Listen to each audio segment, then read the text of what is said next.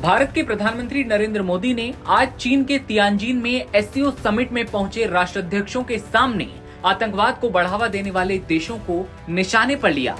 आतंकवाद के मुद्दे पर पीएम ने पाकिस्तान को खूब लताड़ा।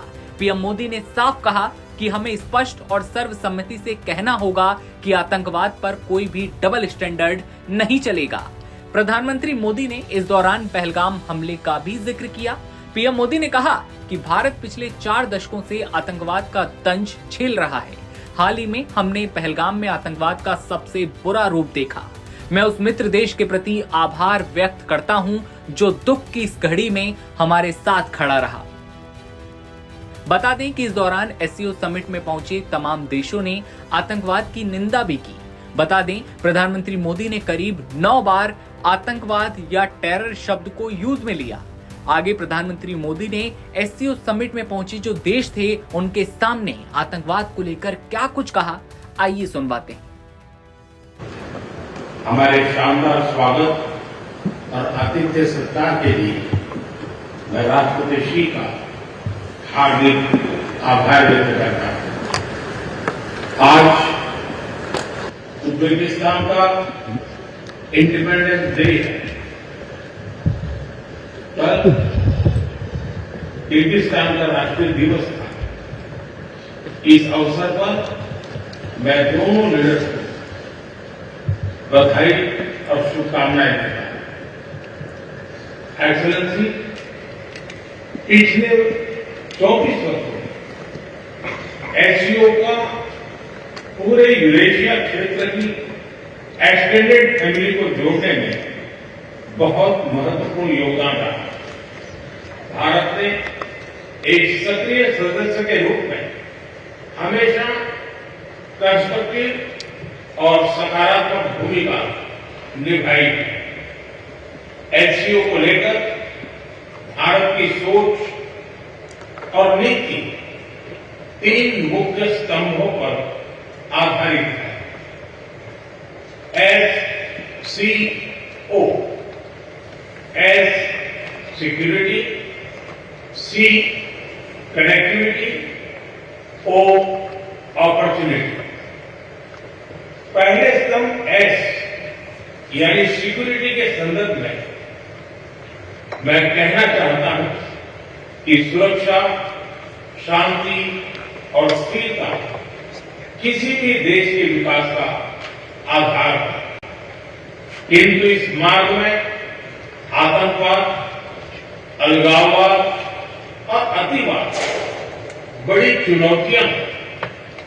आतंकवाद सिर्फ किसी देश की सुरक्षा ही नहीं बल्कि पूरी मानवता के लिए एक साझा चुनौती है।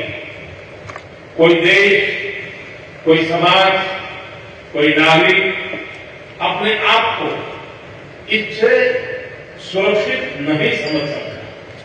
इसलिए आतंकवाद से लड़ाई में भारत ने एकजुटता पर बल दिया। इसमें एससीओ रेड्स की बहुत महत्वपूर्ण भूमिका रही। इस वर्ष भारत ने जॉइंट इंफॉर्मेशन ऑपरेशन को लीड करते हुए अल कायदा और इससे जुड़े आतंकी संगठनों से लड़ने का इनिशिएटिव किया। हमने रेडिकलाइजेशन के विरुद्ध समन्वय बढ़ाने और मिलकर कदम उठाने का भी प्रस्ताव रखा। टेरर फाइनेंसिंग के खिलाफ आवाज उठाई। इसमें मिले समर्थन के लिए मैं आभार व्यक्त करता हूं। एक्सेलेंसी, भारत पिछले 4 दशकों से निर्मम आतंकवाद का दंश झेल रहा है। कितनी ही माताओं ने अपने बच्चे खोए और कितने बच्चे अनाथ हो गए। हाल ही में हमने पहलगाम में टेररिज्म का बहुत ही घिनौना रूप देखा। इस दुख की घड़ी में जो मित्र देश हमारे साथ खड़े रहे, मैं उनका आभार व्यक्त करता हूं। यह हमला केवल भारत की अंतरात्मा पर ही आघात नहीं था, यह मानवता में विश्वास रखने वाले हर देश, हर व्यक्ति को खुली चुनौती थी। ऐसे में प्रश्न उठना स्वाभाविक है, क्या कुछ देशों द्वारा आतंकवाद का खुलेआम समर्थन हमें स्वीकार्य हो सकता है? एक्सेलेंसी, हमें स्पष्ट रूप से और एक स्वर में कहना होगा कि आतंकवाद पर कोई भी डबल स्टैंडर्ड स्वीकार्य नहीं होंगे। हमें मिलकर आतंकवाद का हर रंग में, हर रूप में विरोध करना होगा। ये मानवता के प्रति हमारा दायित्व है। एक्सेलेंसी, अब मैं दूसरे स्तंभ सी यानी कनेक्टिविटी पर अपने विचार रखना चाहूंगा। भारत का हमेशा से मत रहा है कि मजबूत कनेक्टिविटी से केवल व्यापार ही नहीं बल्कि विश्वास और विकास के द्वार भी खुलते हैं। इसी सोच के साथ हम चाबहार पोर्ट और international north south transport corridor जैसे इनिशिएटिव पर काम कर रहे हैं। इनसे हम अफगानिस्तान और मध्य एशिया के साथ संपर्क बढ़ा सकते हैं। हमारा मानना है कि कनेक्टिविटी के हर प्रयास में संप्रभुता और क्षेत्रीय अखंडता का सम्मान होना चाहिए। यही एससीओ चार्टर के मूल सिद्धांतों में भी विदित है। Connectivity that bypasses sovereignty, losing trust and meaning. Excellency, तीसरा स्तंभ है ओ यानी opportunity. Opportunity for cooperation and reform. 2023 में भारत की अध्यक्षता के दौरान नई ऊर्जा और विचारों का संचार हुआ। स्टार्टअप्स और innovation, traditional medicine, youth empowerment, digital inclusion और शेयर्ड बुद्धिस्ट हेरिटेज जैसे नए विषयों को अपने सहयोग में जोड़ा। हमारा प्रयास था कि एससीओ को सरकारों के परे भी ले जाए, सामान्य मानवी, यंग साइंटिस्ट, स्कॉलर्स और स्टार्टअप को भी आपस में जोड़े। हमारे पीपल टू पीपल टाइम को दृढ़ता देने के लिए मैं आज एक और सुझाव रखना चाहूंगा। एससीओ के अंतर्गत एक सिविलाइजेशन डायलॉग फोरम बनाया है। इससे हम अपनी प्राचीन सभ्यताओं, कला, साहित्य और परंपराओं को वैश्विक मंच पर साझा कर सकते हैं।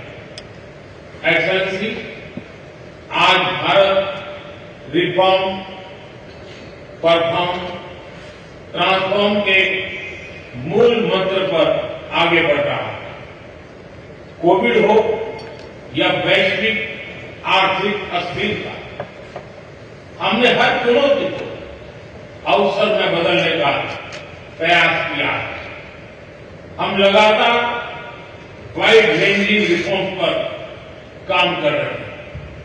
इससे देश में विकास के साथ साथ अंतर्राष्ट्रीय सहयोग के लिए भी नए अवसर खुल रहे हैं। मैं आप सभी को भारत की विकास यात्रा से जुड़ने के लिए आमंत्रित करता हूं। एक्सेलेंसी, यह खुशी की बात है कि एससीओ भी समय के अनुरूप इवॉल्व हो रहा है। ऑर्गेनाइज्ड क्राइम, ड्रग ट्रैफिकिंग और साइबर सिक्योरिटी जैसे समकालीन चुनौतियों से निपटने के लिए 4 नए केंद्र बनाए जा रहे हैं। हम इस रिफॉर्म ओरिएंटेड माइंडसेट का स्वागत करते हैं। वैश्विक संस्थानों रिफॉर्म के लिए एससीओ सदस्य आपसी सहयोग बढ़ा सकते हैं। संयुक्त राष्ट्र की 80वीं वर्षगांठ के अवसर पर हम एकमत होकर यूएन रिफॉर्म का आह्वान कर सकते हैं। ग्लोबल साउथ की आकांक्षाओं को आउटडेटेड फ्रेमवर्क में कैद रखना भावी पीढ़ियों के प्रति घोर अन्याय है। नई पीढ़ी के बहुरंगी सपनों को हम पुराने जमाने की ब्लैक एंड व्हाइट स्क्रीन पर नहीं दिखा सकते। स्क्रीन बदलने की होगी। एचसीओ मल्टीलेटरलिज्म और इंक्लूसिव वर्ल्ड ऑर्डर का मार्गदर्शक बन सकता है। मुझे खुशी है कि इस महत्वपूर्ण विषय पर आज एक स्टेटमेंट जारी किया जा रहा है। एक्सेलेंसी, हम सभी पार्टनर्स के साथ समन्वय और सहयोग के साथ आगे बढ़ रहे हैं। मैं एससीओ के अगले अध्यक्ष किर्गिस्तान के राष्ट्रपति और मेरे मित्र प्रेसिडेंट जपारोव को शुभकामनाएं देता हूं। बहुत बहुत धन्यवाद।